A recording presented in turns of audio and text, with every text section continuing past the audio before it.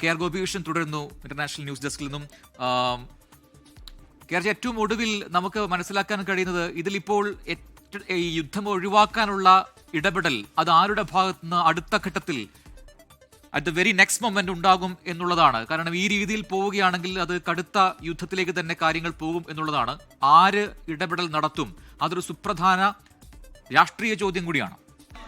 Prajin, America ഈ വിഷയത്തിൽ മുന്നോട്ട് വെച്ചിട്ടുള്ള ചില നിബന്ധനകളുണ്ട്. അതിൽ ഏറ്റവും പ്രധാനപ്പെട്ടത് ഇറാൻ നടത്തുന്ന ആണവ പരീക്ഷണങ്ങളിൽ നിന്ന് പിന്മാറണമെന്നുള്ളതാണ്. യുറേനിയം സമ്പുഷ്ടീകരണം പൂർണ്ണമായും ഇറാൻ അവസാനിപ്പിക്കണമെന്നതാണ്. പിന്നെ മറ്റൊന്ന്, ഇറാൻ മറ്റ് ശക്തികൾക്ക് ഇറാൻ നൽകിക്കൊണ്ടിരിക്കുന്ന പിന്തുണ, സാമ്പത്തികമായ സഹായം അവസാനിപ്പിക്കണം. അതുപോലെ തന്നെ ആണവ കേന്ദ്രങ്ങൾ പൊളിച്ചു നീക്കണം. ഇങ്ങനെയുള്ള നിബന്ധനകൾ അംഗീകരിക്കുന്നില്ലെങ്കിൽ അത് യുദ്ധത്തിലേക്ക് നീങ്ങുമെന്ന മുന്നറിയിപ്പ് നേരത്തെ തന്നെ അമേരിക്ക നൽകിയിരുന്നു. പക്ഷേ ഇത്തരം കാര്യങ്ങളിൽ ഒരു രാജ്യത്തിന്റെ പരമാധികാരത്തെ ഇല്ലാതാക്കുന്ന, അതിനെ നിർവീര്യമാക്കുന്ന തരത്തിലുള്ള ഇത്തരം നിബന്ധനകൾ അംഗീകരിക്കാൻ ഇറാൻ ഭരണകൂടം തയ്യാറല്ല.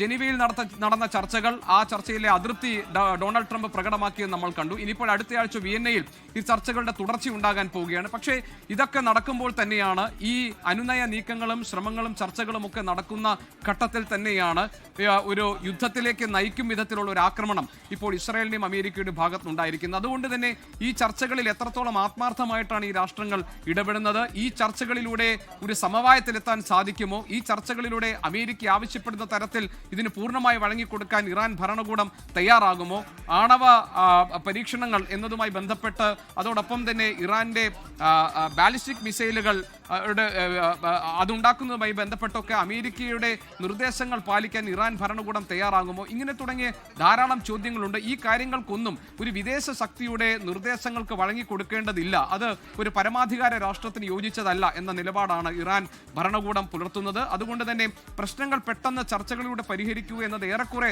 അസാധ്യമായി നിൽക്കുന്നു. 3-4 ദിവസത്തേക്ക് നീണ്ടു നിൽക്കുന്ന ഒരു ആക്രമണം എന്നത് ഇപ്പോൾ ഇസ്രായേലും അമേരിക്കയും പദ്ധതിയിട്ടിട്ടുണ്ട് എന്നാണ് നമ്മൾ മനസ്സിലാക്കേണ്ടത്. മാത്രമല്ല, ഇസ്രായേൽ കേന്ദ്രീകരിച്ച് അമേരിക്കയുടെ സൈനിക സജ്ജീകരണങ്ങൾ കഴിഞ്ഞ ദിവസങ്ങളിൽ പൂർണ്ണമായിരുന്നു. അതിന്റെ ഭാഗമായിട്ടാണ് USS ജെറാർഡ് പോലെയുള്ള യുദ്ധക്കപ്പൽ തയ്യാറെടുത്തത്. എല്ലാ തരത്തിലുമുള്ള സജ്ജീകരണങ്ങൾ ഒരുക്കുകയും അതോടൊപ്പം തന്നെ ഇറാന്റെ ആക്രമണ ശേഷിയെ നിർവീര്യമാക്കുകയും ഏതെങ്കിലും തരത്തിൽ ആയുധങ്ങൾ ഉപയോഗിക്കാനുള്ള ഇറാന്റെ കഴിവിനെ ഇല്ലാതാക്കാനും ലക്ഷ്യമിട്ടുകൊണ്ടാണ് ഇപ്പോൾ നടക്കുന്ന ആക്രമണം. അതുകൊണ്ട് ഇറാന്റെ പ്രത്യാക്രമണം എന്നത് അമേരിക്കയും ഇസ്രയേലും മനസ്സിലാക്കിയിട്ടുണ്ട്. അത് ഏതൊക്കെ മേഖലകളിൽ ഉണ്ടാകുമെന്ന കണക്കുകൂട്ടൽ കൃത്യമായിട്ടുണ്ട്. പക്ഷേ അതിന്റെ ശേഷി കുറയ്ക്കാൻ പാകത്തിലാണ് ഇപ്പോൾ വളരെ അവിചാരിതമായും അപ്രതീക്ഷിതമായും ഒരു ആക്രമണത്തിലേക്ക് അമേരിക്കയും ഇസ്രയേലും കടന്നിരിക്കുന്നത്. നേരത്തെ പ്രതീക്ഷിക്കപ്പെട്ടതുപോലെ തന്നെ ഗൾഫ് മേഖലയിലുള്ള അമേരിക്കയുടെ സൈനിക താവളങ്ങൾ കേന്ദ്രീകരിച്ചു തന്നെയാണ് ഇറാന്റെ തിരിച്ചടി ഉണ്ടാകുന്നത്. പക്ഷേ ഇറാനിലെ ആഭ്യന്തര പ്രശ്നങ്ങൾ, ഇറാനിൽ രൂപപ്പെട്ടിരിക്കുന്ന ഭരണകൂട വിരുദ്ധ പ്രക്ഷോഭങ്ങൾ, ഇതൊക്കെ തന്നെ ഒരു ശക്തമായ ആക്രമണത്തിന് ഇറാന് പൂർണ്ണമായ പിന്തുണ അവിടെ നിന്ന് കിട്ടില്ല എന്ന ഒരു കണക്കുകൂട്ടൽ കൂടി ഇസ്രയേലിനും അമേരിക്കയ്ക്കുമുണ്ട്. പക്ഷേ രാജ്യം ഒരു വലിയ അപകടം നേരിടുന്ന ഘട്ടത്തിൽ ജനങ്ങൾ ഒന്നാകെ ആ രാജ്യത്തിന്റെ പ്രതിരോധത്തിന് ഒപ്പം നിൽക്കും എന്നൊക്കെ ഉള്ള ഒരു നിരീക്ഷണം കൂടി ഈ ഘട്ടത്തിൽ വരുന്നുണ്ട്. ഏതായാലും ഇറാനെ സംബന്ധിച്ച് ഇതെല്ലാം പ്രതീക്ഷിച്ചത് തന്നെയാണ്. ഇറാൻ പ്രത്യാക്രമണം തുടങ്ങിക്കഴിഞ്ഞിട്ടുണ്ട്. ഇത് മധ്യപൂർവേഷ്യയെ ആകെ യുദ്ധത്തിലേക്ക് തള്ളിവിടുന്ന ഒരു സാഹചര്യം സൃഷ്ടിക്കുമോ എന്നതാണ് നമ്മൾ ആശങ്കയോടുകൂടി ഇപ്പോൾ ഉറ്റുനോക്കുന്നത്. പ്രജിൻ, ഏതായാലും ഇപ്പോൾ വരുന്ന വിവരങ്ങൾ അനുസരിച്ച് ഇസ്രായേൽ അമേരിക്ക സംയുക്ത ആക്രമണത്തിന് ഇറാൻ മറുപടി നൽകി തുടങ്ങിയിരിക്കുന്നു. അതിന്റെ തോത്, അതിന്റെ വ്യാപ്തി, അതിന്റെ പ്രഹരശേഷി എത്രത്തോളമായിരിക്കും എന്നത് വരും മണിക്കൂറുകൾ മാത്രമാണ് നമുക്ക് മനസ്സിലാക്കാൻ കഴിയുക. ജാഗ്രതാ നിർദ്ദേശങ്ങൾ എല്ലാ രാജ്യങ്ങളിലും, ഗൾഫ് രാജ്യങ്ങളിലും നൽകി കഴിഞ്ഞിട്ടുണ്ട്. മാത്രമല്ല, ഇന്ത്യയെ സംബന്ധിച്ച് വലിയൊരു ആശങ്കയുള്ളത് ഇസ്രായേലിൽ ഏതാണ്ട് 1.5 ലക്ഷത്തോളം വരുന്ന ഇന്ത്യക്കാരുണ്ട്. അതിൽ തന്നെ ധാരാളം മലയാളികൾ ഈ സേവന മേഖലകളിലൊക്കെ പ്രവർത്തിക്കുന്നുണ്ട്. ഇറാനിലും തന്നെ മലയാളി വിദ്യാർത്ഥി, പ്രത്യേകിച്ച് ഇന്ത്യൻ വിദ്യാർത്ഥികൾ അവിടെയുണ്ട്.